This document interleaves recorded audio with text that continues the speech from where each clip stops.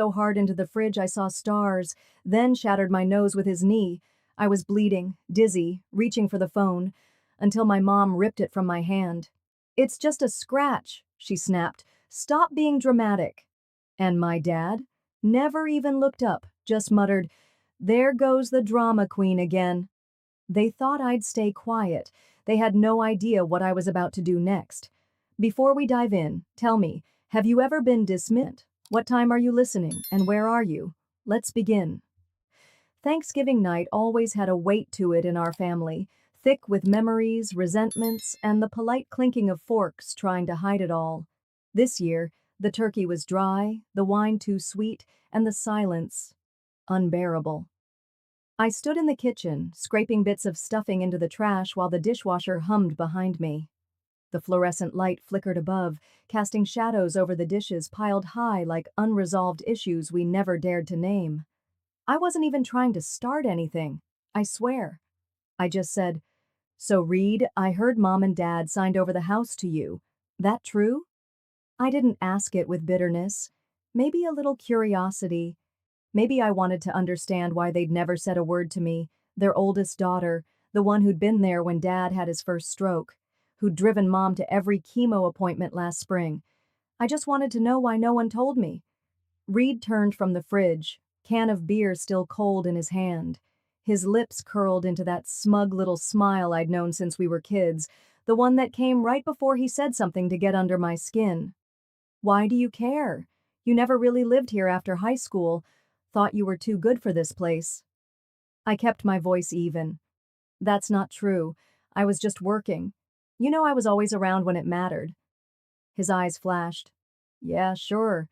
Flying in from Asheville every now and then doesn't count as being around, Kalis."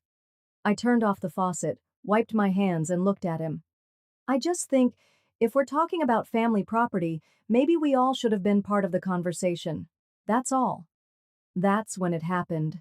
One second I was standing near the counter, the next my back slammed into the fridge door with a sickening thud, my breath caught, and before I could move, Reed's knee crashed into my face. The pain was blinding, hot, white, and then nothing but muffled ringing in my ears. I crumpled to the tile floor, my vision swimming. Somewhere in the distance I heard the football game still playing in the living room. No one had turned the volume down. I tasted blood. My mouth was open, gasping, but no sound came out at first. I felt around blindly, finally finding the edge of the countertop. I pulled myself up, slow, dizzy, one eye barely open. I stumbled toward the phone by the back wall. I don't remember deciding to call the police. My body moved on instinct, like it was trying to save itself. My fingers brushed the phone. I grabbed it, trying to press the numbers, but my hand was trembling so badly the buttons blurred together. I hit 9, then 1. That's when I felt the tug. The phone was yanked from my grip so hard it cracked against the floor. "Stop it," my mother hissed. "It's just a scratch." I looked at her through one eye, the other swelling shut. Her face was calm, like she was scolding me for spilling something on the rug. Not horror, not concern, just irritation. "It's not a scratch," I whispered. She bent down and picked up the phone. "You always do this. Always turn things into a scene." Behind her, my father sat on the recliner, the remote still in his hand. He didn't even glance my way, just muttered, "There goes the drama queen again." I stood there, swaying. Blood dripped from my nose onto my shirt. No one moved. Not my mother, not my father, not Reed. The room was so quiet I could hear the announcer on the TV say, "Second and goal." And that's when I saw it. On the floor, near the baseboard. My leather bracelet. The one I wore every shift at the hospital. A patient had given it to me after I'd stayed through the night with her, whispering stories while she died. It had snapped during the scuffle, fallen, and now lay in a smear of blood. No one noticed. No one cared. That bracelet had meant something to me, like I meant something to people, just not here. I reached down and picked it up with shaking fingers. It was torn, useless now. Like me, maybe. I looked up again. No one had moved. I swallowed hard, then I walked to the front door, opened it, stepped out. The cold air slapped my face, and for a second, I almost went back inside, thinking maybe someone would follow. Ask me if I was okay, offer an apology, a ride to the ER. But nothing. Just the door creaking shut behind me. I wiped the blood off my face with the sleeve of my jacket and stood there, under the porch light, listening to the wind. They really don't see me at all, I whispered. And then quieter, but with a steel I hadn't heard in my own voice in years. They don't see me, but they'll hear me. Soon. By the time I pulled into the hospital parking lot 2 mornings later, the bruising had turned a deep plum, spreading like spilled ink beneath my eye. I'd done my best with concealer in the dark bathroom of my apartment, but makeup could only do so much when your face told the truth louder than your voice ever could. I kept my head down, walking through the back entrance of the ER, badge clipped to my coat, avoiding eye contact with anyone already in the break room. I clocked in, made my way past the humming vending machines, and shut myself into the tiny staff bathroom. The mirror above the sink didn't lie.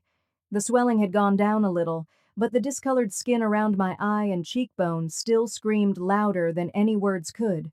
My lip had healed slightly, but there was a faint split still trying to close itself.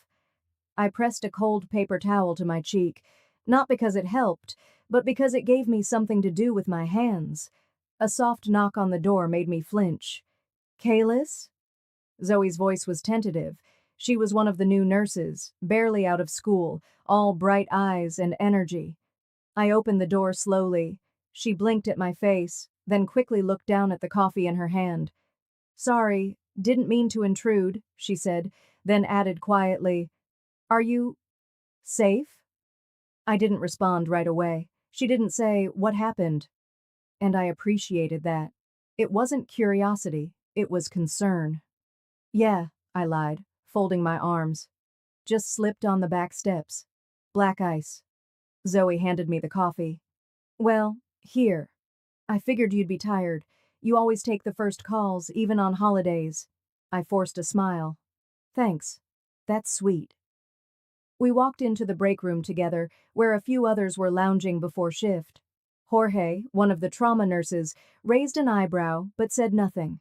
He nodded at me, that silent check-in men sometimes offer when they don't know how to ask the real questions. The warmth from these people I wasn't related to, caught me off guard. The ones who'd brought me burritos on long shifts, who remembered my birthday, who knew how I took my coffee. They didn't ask too much, but they saw me. At least more than my own family did. On my first 10-minute break, I sat on the bench near the lockers and finally checked my phone. 2 days since Thanksgiving. Not a single missed call. No voicemail, no "how are you" text. I wasn't surprised. I scrolled lower. There was one message. Liana. "Don't stir up drama. You know how Reed gets. Just let it go." I stared at the screen. Just let it go. Those 5 words pressed harder into my chest than my brother's knee ever could. I didn't know what I expected from her. Maybe nothing. Maybe just not this. Not a reminder that even my own sister saw me as the problem, not the bruises. I sat back and stared at the speckled ceiling tiles. And then, like muscle memory, an old scene floated up from the depths. I was 9. Reed had been 13. We were outside at our grandparents' old place. I had taken the last Pop-Tart. He'd locked me in the shed out back, laughing while I banged on the door. It was sweltering. I screamed. I cried. No one came. When they finally found me hours later, covered in dirt and mosquito bites, our parents scolded me for playing rough. My mom had laughed. My dad said I was too sensitive. I didn't say anything that night, just like I wouldn't now. Back in the ER, I slipped into the supply closet. Not because I needed anything, but because I needed air. I sat down on an overturned crate, pulled my small notebook from my bag, and opened it to a blank page. I started to write. November 28, 2024. Right orbital bruise. 6.5 centimeters minor laceration to lower lip upper back soreness. Likely contusion from impact incident. Assault by male sibling during family gathering. I paused. My hand was shaking again, but this time not from pain. From something else. Something colder. Then I kept writing. History. Age 7, shoved off swing set. Age 9, locked in shed. Age 13, tripped downstairs, no apology. Age 17, called emotional and hysterical during argument over college applications. Age 25, excluded from family loan conversations. Age 28, mother told me to be quiet, reads stressed, after verbal attack. Current. Bruised face. Gaslit again, I flipped to the next page and kept writing. The list went on. For the first time, I was looking at it all in one place, not as isolated events, but a pattern. If I were charting this as a case at the hospital, someone would have flagged it, intervened, escalated. But because it was just family, it had never counted. The fluorescent light above me buzzed. Somewhere beyond the door, someone called out a code blue. I stood up, slid the notebook into my bag, and rejoined the world that needed me. After my shift, I sat in my car for a few minutes before driving home. The sky was the color of steel wool, threatening snow. I reached into my purse and pulled out the bracelet, still crusted with dried blood. I wrapped it gently in gauze from my nursing kit. My hands were steady now. I looked at it, small in my palm, and whispered, not to anyone but myself, "This ends with me. I won't let this pass on to the next generation." I didn't say anything when I parked in front of my parents' house. The gravel crunched under the tires like a warning, but I told myself I was just here to drop off groceries. That's what Mom had asked for: eggs, milk, that specific oat milk creamer she likes for her tea. Nothing more, nothing less. I rang the bell out of habit, even though I still had a key. No one answered. I let myself in. The house smelled the same, lemon cleaner and some kind of potpourri that tried too hard to smell like roses, but the air felt colder, heavier.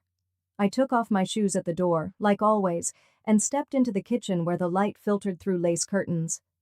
My dad was sitting at the table, reading the paper like I didn't exist. "Hey, Dad," I said quietly. He didn't look up. From the hallway, footsteps. "Read." He walked right past me, brushing against my shoulder, and didn't say a word. Just that same sharp cologne and the sound of his boots on tile. His eyes skimmed my face. The bruises were faint now, yellowing, but not a blink, not a pause. My mother finally appeared, wiping her hands on a dish towel. "There she is," she chirped, like I'd just come in from the garden. "Put the milk in the fridge, would you?" I nodded, opening the grocery bag. She walked over, glanced briefly at my face. "You're lucky Reed still puts up with you," she said with a smile so casual I wasn't even sure she'd heard herself. I didn't reply, just set the milk down a little harder than necessary. I told her I needed to find something in the attic, some old baby blanket I thought I remembered from when I was sick once. She waved me off, already more interested in chopping carrots than asking why I needed comfort from something 2 decades old. The attic was hotter than I remembered. The pull-down ladder creaked, and I climbed slowly, careful not to bang my shoulder. I was still tender. Dust floated in the air like old memories you'd rather forget. Boxes were everywhere, holiday decorations, old yearbooks, bags of clothes that never made it to Goodwill. I spotted a faded trunk in the corner, wedged between an artificial Christmas tree and a box labeled Thanksgiving China. On its lid, in a child's handwriting, probably mine, were the words, "Family 1989-2001. I pulled it forward. The lock was already broken. Inside were albums, thick, plastic-covered, some sticky from the heat. I flipped open the top one. First pages, Mom pregnant with Reed, then Reed's first steps, his Halloween costumes, his graduation, his high school football trophies. Page after page, his life laid out like a museum exhibit. Where was I? I searched for my face, my smile, any sign that I'd once lived in these walls. A couple of group shots, Thanksgiving, Christmas, but I wasn't in them. My stomach tightened. Then I found it, an album that had been half burned at the edges, the cover warped from heat or maybe dampness. I opened it carefully. Photos had been torn out, sloppily. You could still see jagged bits stuck to the corners. But one page remained, a half photo, just the edge of a birthday cake, pink frosting, and in the corner, a child's handwriting in purple marker, Kalis's Day, with a little heart. I stared at it. My breath caught. I remembered that cake. Strawberry with cream cheese frosting. I had begged for it, and then I remembered what happened that day. Reed had wanted the pink ribbon from my dress. I'd refused, hid it in the laundry basket in the hallway. He found it, ripped it from the fabric, and shoved me hard into the linen closet. Slammed the door. It locked from the outside. I was 8. I screamed at first, kicked, then cried, then whispered, then whimpered. At some point the heat made me dizzy. I remember curling up on a pile of towels, my cheek against the floor. I don't remember falling asleep, but I do remember the sound of heels. My mother. I saw her shadow through the crack under the door. She paused, and then she walked away. No one came until the next morning. I don't remember who opened the door, just the light hitting my eyes and the sticky, sour smell of sweat and fear on my dress. Back in the attic, I felt that same closeness in my throat, but this time I didn't cry. I closed the torn album slowly, carried it downstairs under my arm. I didn't say goodbye. By the time I got back to my apartment, dusk had fallen. The sky outside my window glowed with the soft pink of early evening, but inside, everything felt hollow. I laid the album on the coffee table, then went to my closet. From the top shelf, I pulled down the shoebox.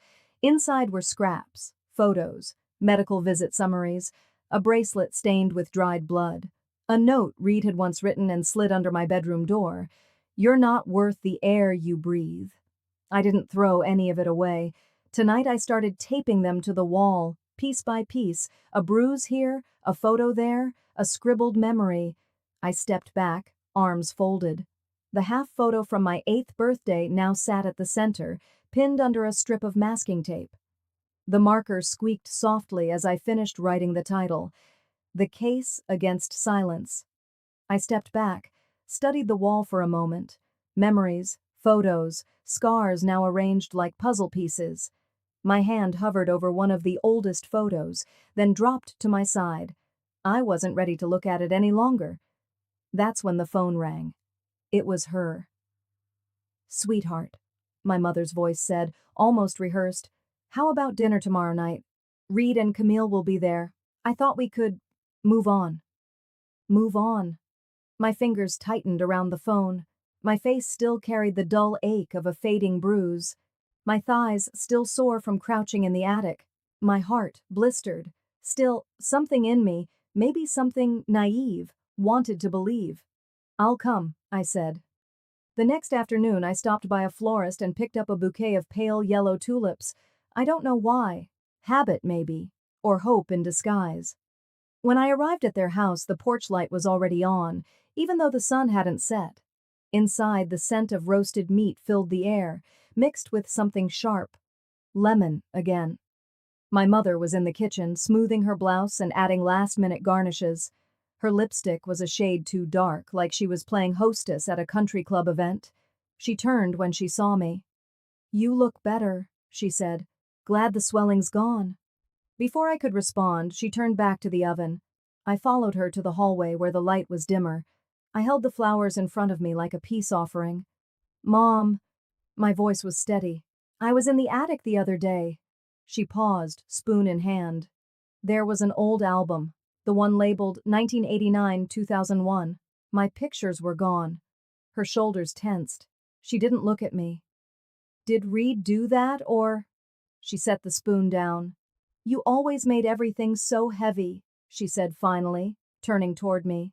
"Crying at birthdays, sulking at Christmas. I told your father, this one's got a flair for theatrics." I stared at her. "You tore them out?" She didn't answer, just smoothed her lipstick in the mirror beside the pantry.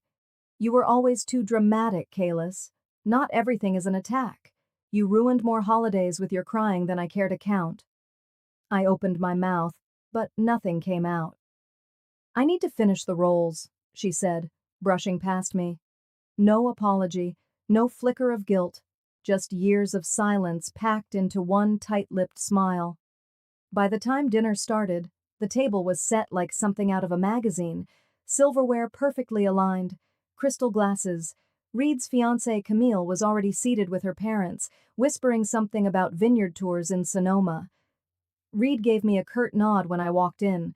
My place card sat at the end, near the swinging kitchen door, farthest from the candles, the light, the conversation. I sat. Camille's father laughed loudly about something I hadn't heard. Camille leaned over. "Reed told us how you once locked yourself in a closet over a ribbon." "So dramatic."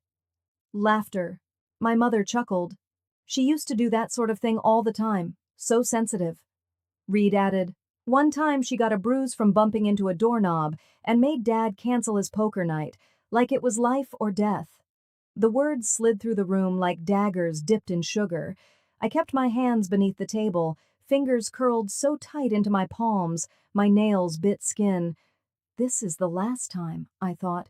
This is the last time I sit here pretending this is normal. Then it happened. Reed reached across the table, loud and laughing, grabbing for the bowl of mashed potatoes. His elbow bumped the edge of the teapot, full of fresh boiled water. I saw it happen in slow motion. It tipped. Scalding water splashed directly into my lap. The scream tore out of me before I could stop it. The pain was searing, instant. I pushed back from the table, the chair legs screeching against the floor. Everyone froze. Then my mother sighed. "That was your fault for sitting too close." No one moved. Reed gave me a half smile. "Guess you should have picked the other seat, huh?" I stumbled toward the sink, my hands shaking. I pulled open the freezer, nothing but an old bag of peas and ice trays barely frozen. I grabbed a dish towel, wet it, pressed it to my thighs. The cotton sizzled against my skin. No one followed me.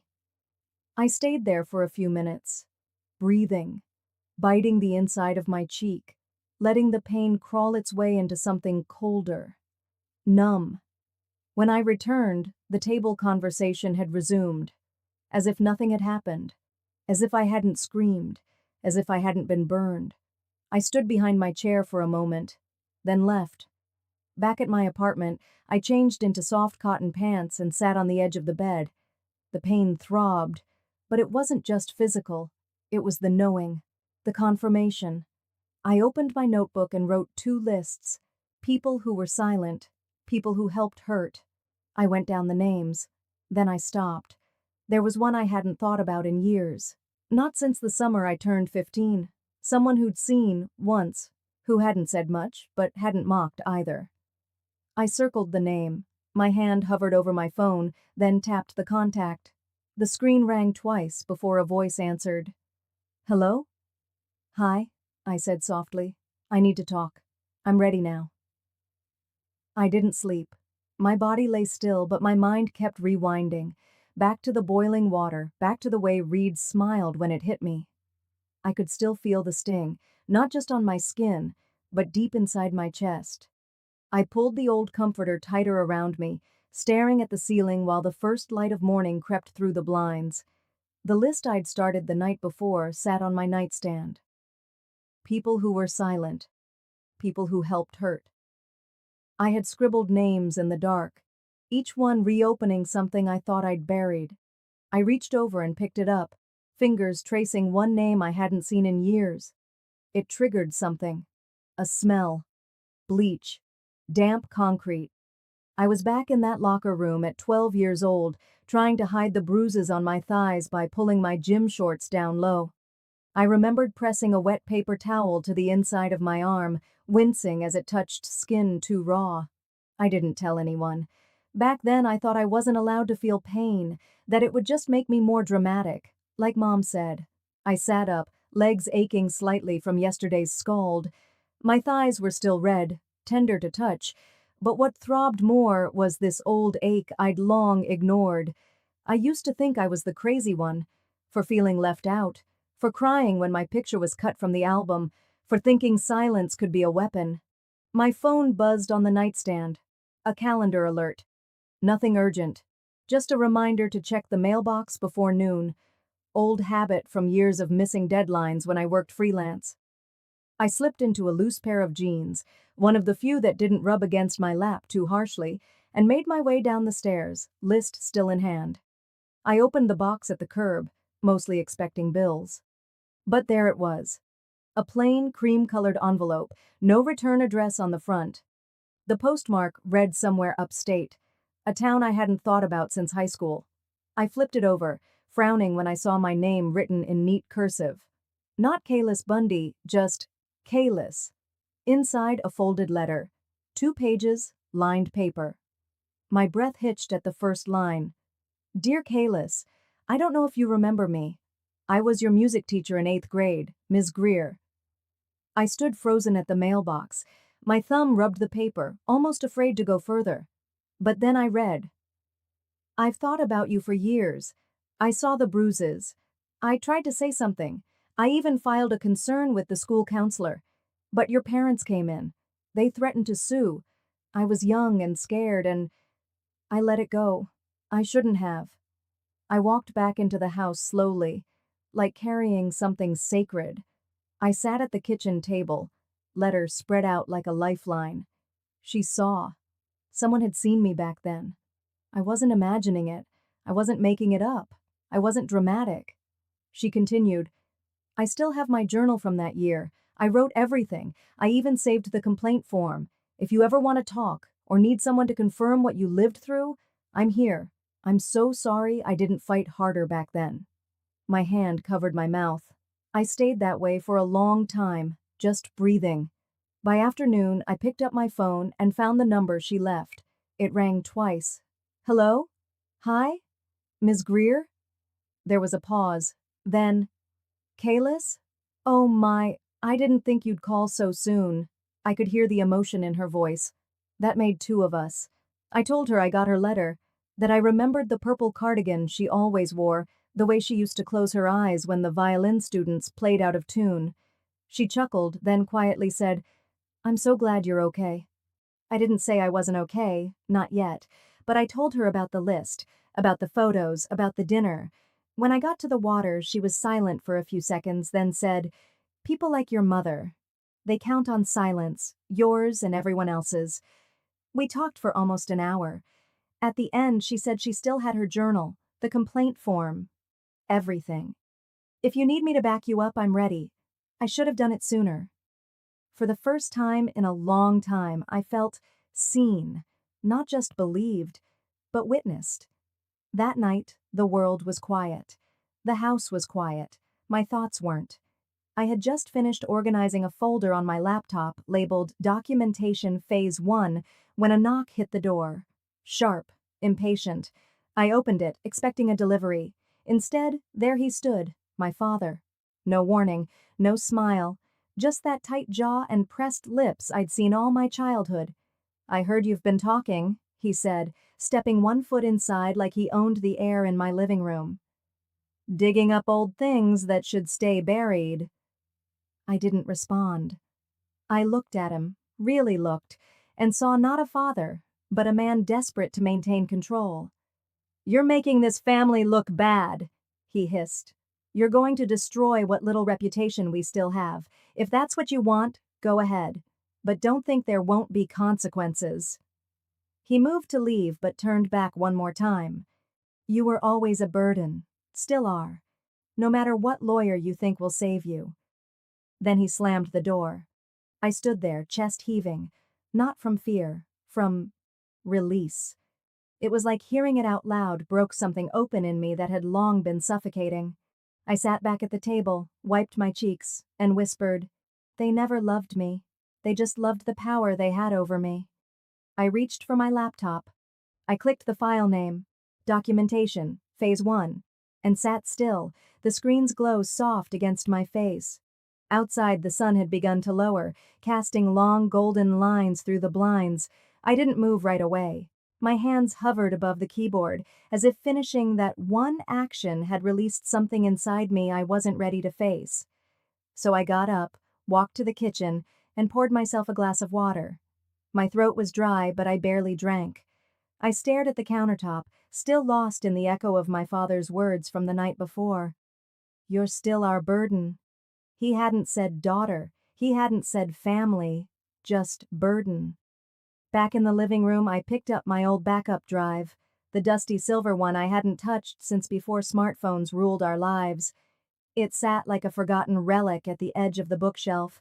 I'd been meaning to wipe it to free up space, but now curiosity guided my hand. I plugged it in, expecting nothing. At first, it was the usual clutter: graduation photos, receipts, a few blurry selfies with college roommates I no longer spoke to. I almost shut the window down when I noticed a folder tucked between mislabeled files. The name? KBKP.2004. No memory of creating it. I clicked it open. There they were. Photos I hadn't remembered taking. Photos I must have buried, both literally and emotionally. My face, swollen. A bruise across my collarbone, yellowing into the edges of my skin. My arm, blotched in angry violet. And my eyes, dull, resigned, like I'd made peace with being hurt. Each image was dated, unedited, proof I hadn't imagined it all. I stared at the screen, frozen. My chest tightened. It wasn't fear. It wasn't even shame anymore. It was clarity. I had recorded the truth. And then, somewhere along the way, I'd convinced myself it wasn't real. That it was just me being dramatic. The words they always used. I wasn't imagining it, I whispered to the quiet room. I documented it, and I forgot. For the next hour, I copied everything into an encrypted folder. Then, almost without thinking, I opened my cloud drive, created a new directory, and titled it Project Witness. It felt like drawing a line in the sand. Not because I wanted revenge, because I wanted it to stop. And maybe, just maybe, I wanted to be able to say, this happened to me. And it was never okay. I was still staring at the upload bar when my phone rang. The name on the screen stopped my breath. Rachel McKinley. We hadn't spoken in years, not since we were both awkward, braces-wearing 12-year-olds playing hopscotch in the street. She was calling from Michigan now, married with kids, a life far from our little town. I answered. Hey, Rachel? Kalis, hi. Her voice was tentative, unsure if she should have called at all. This is going to sound strange, but do you have a minute? I moved to the window and leaned against the frame. Sure, what's going on? She exhaled. Do you know my niece Lily? I paused. Can't say I do. Why? She's staying with your folks right now. My sister was deployed, and your mom offered to help, said she missed having a little one around. I thought it was sweet at first. My mouth went dry. Wait, she's with them? For how long? About 3 weeks, but, Kalis, Lily said something weird this morning. She told me your brother pushed her. I stood up straighter. What? She said he told her not to be a drama queen like Kalis, said she was faking it. Kalis, she was crying. Her wrist looked swollen. I thought I should call you because I remembered some things. I sat down, hard. My legs felt like they couldn't hold the weight anymore. She's 8, Rachel continued. Just like we were. I thought maybe, I don't know. Maybe it's nothing. Maybe it was a joke. But Lily doesn't lie. She's not that kind of kid. Silence stretched between us. She said my brother pushed her? Yes. And they used my name to shame her? Yes.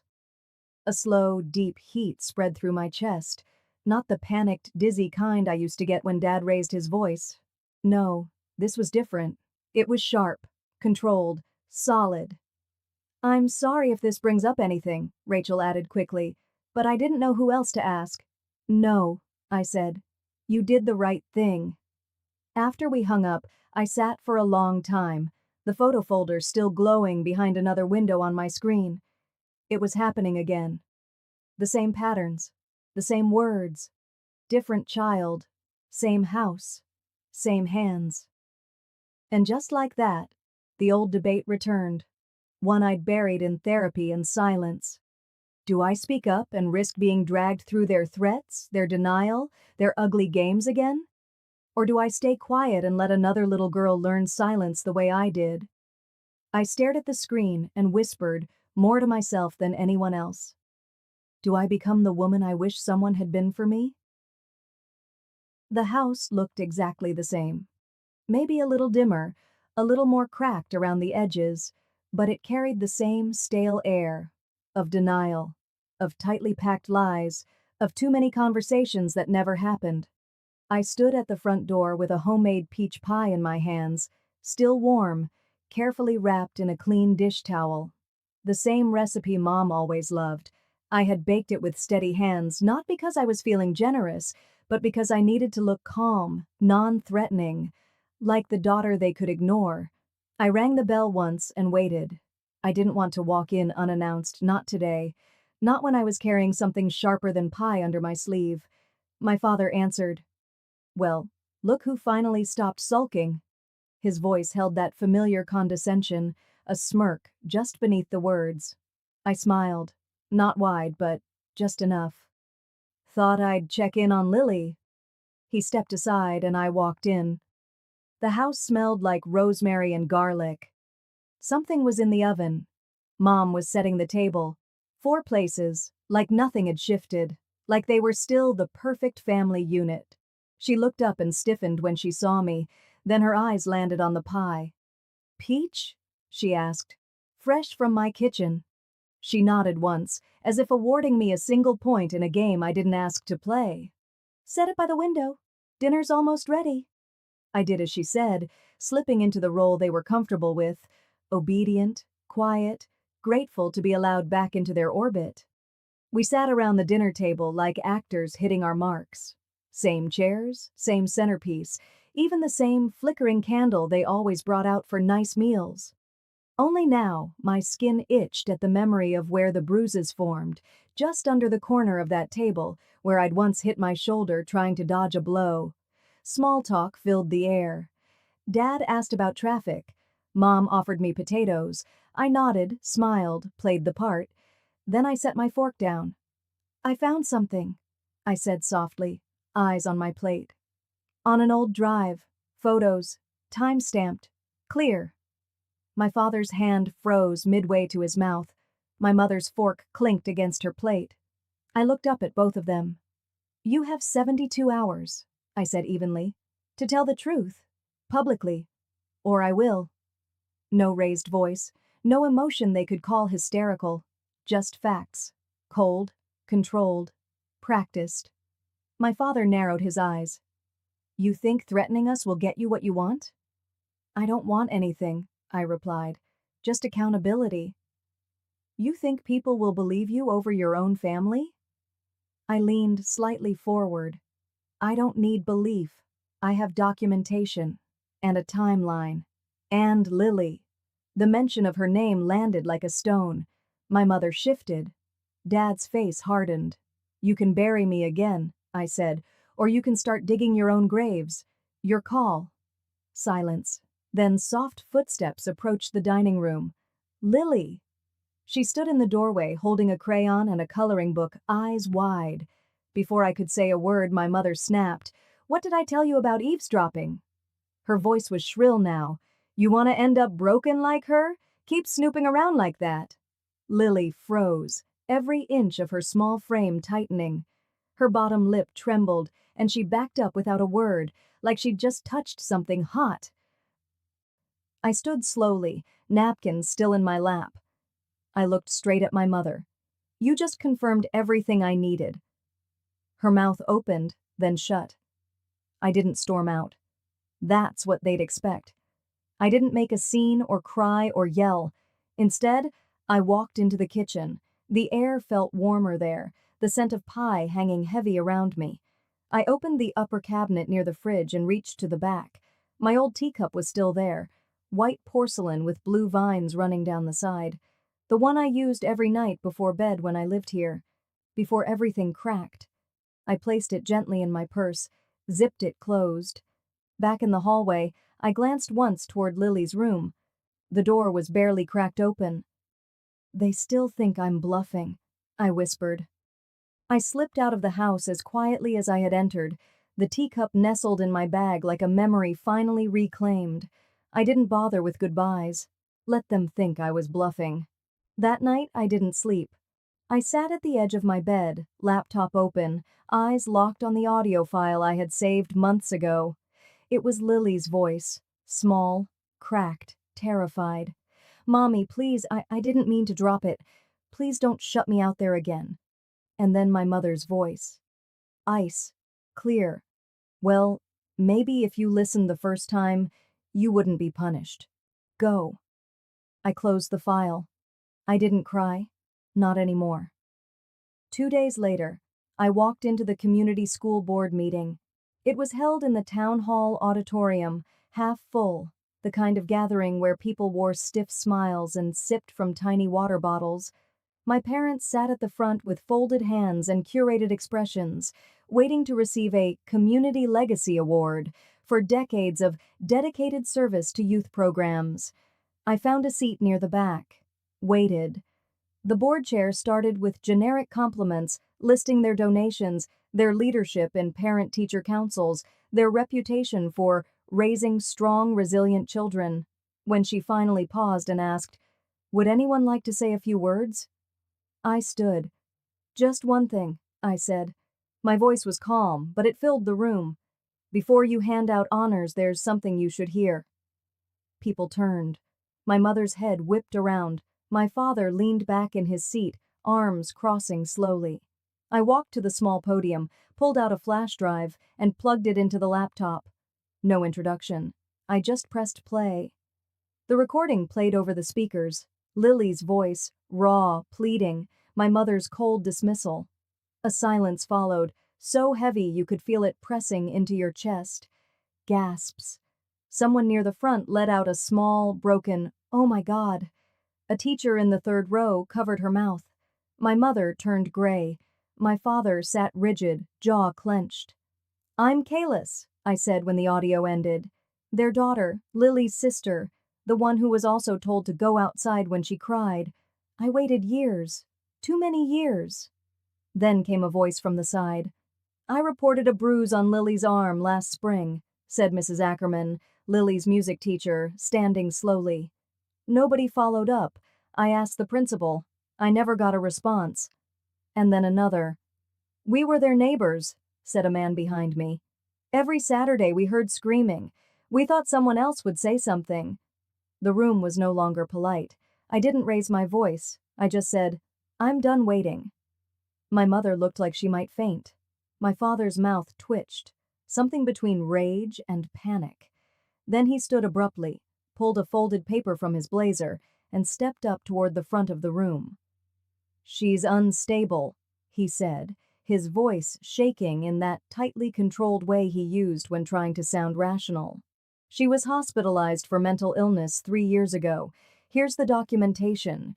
You should know what kind of person's making these accusations." He held the paper up like a shield.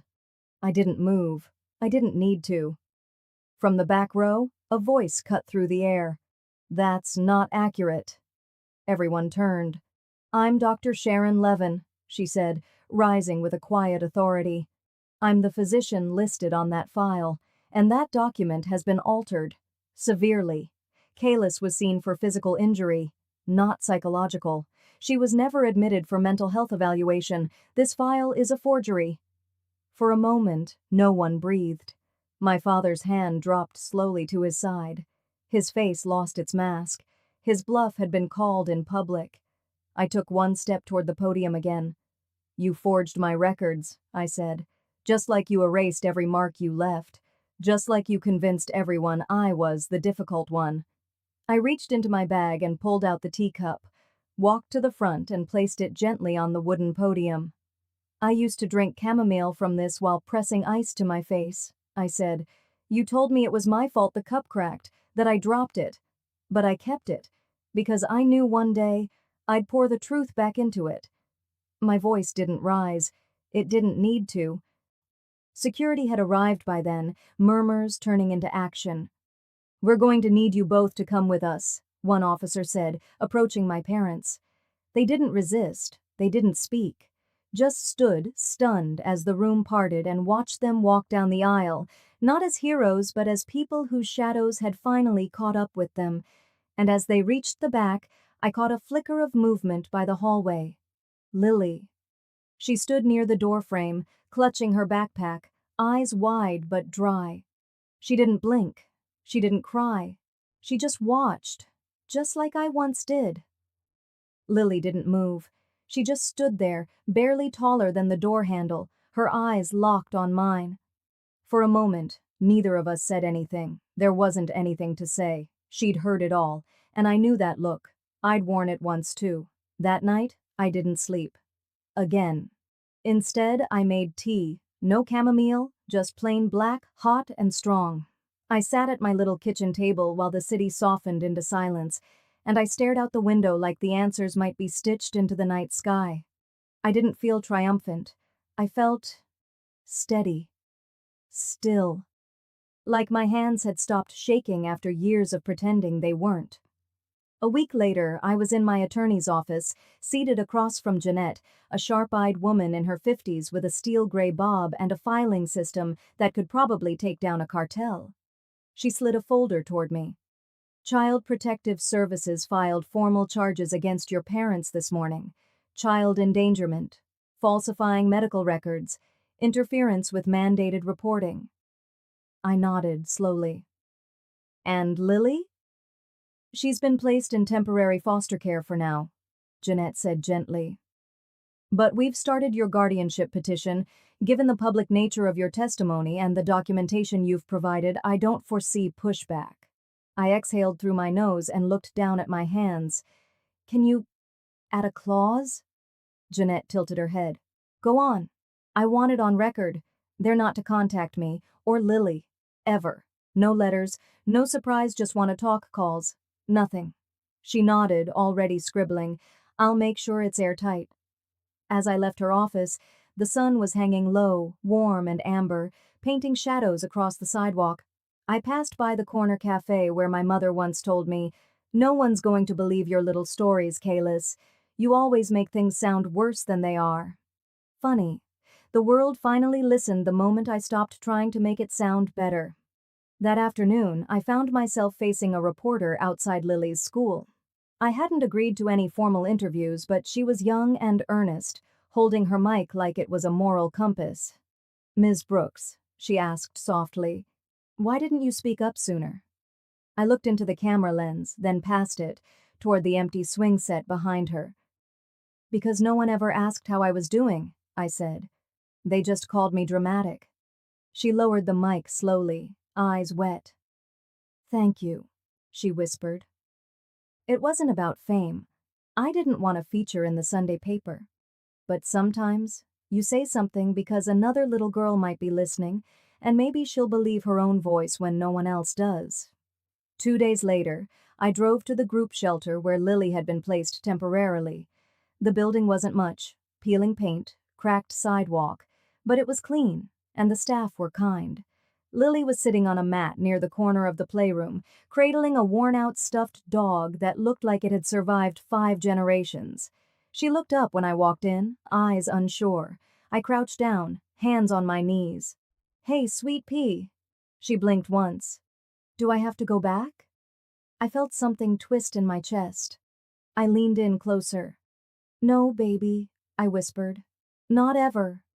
She didn't cry. She just leaned forward, pressed her forehead gently to mine, and held it there. I let her stay that way as long as she needed. When she finally sat back, I reached into my bag. "I brought something for you." She watched carefully as I pulled out a small box and opened the lid. Inside was a white porcelain teacup decorated with tiny blue forget-me-nots. "It's not cracked," I told her. "You can drink your cocoa from it anytime you want. You don't need permission." She reached for it slowly, cradling it like it might dissolve in her fingers. "It's pretty," she said. "Can it stay with me?" "Of course," I said. "It's yours now."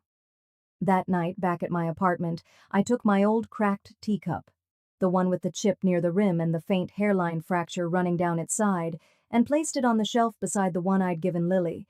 I'd bought 2. Always planned to. Then I lit a candle. Just one. And opened the new journal I'd picked up from a bookstore tucked behind the courthouse. I'd asked the clerk to emboss the title myself. The gold letters glinted softly under the flickering flame. Things I was told never to say. I pressed my pen to the first page. They never hit me hard enough to kill me, just hard enough to make me quiet. The ink flowed. But now, silence isn't my legacy. I paused, took a breath. This is protecting a child like I once needed, and that is enough. I closed the journal gently, the pages still warm. Then I sat back and stared at the two cups.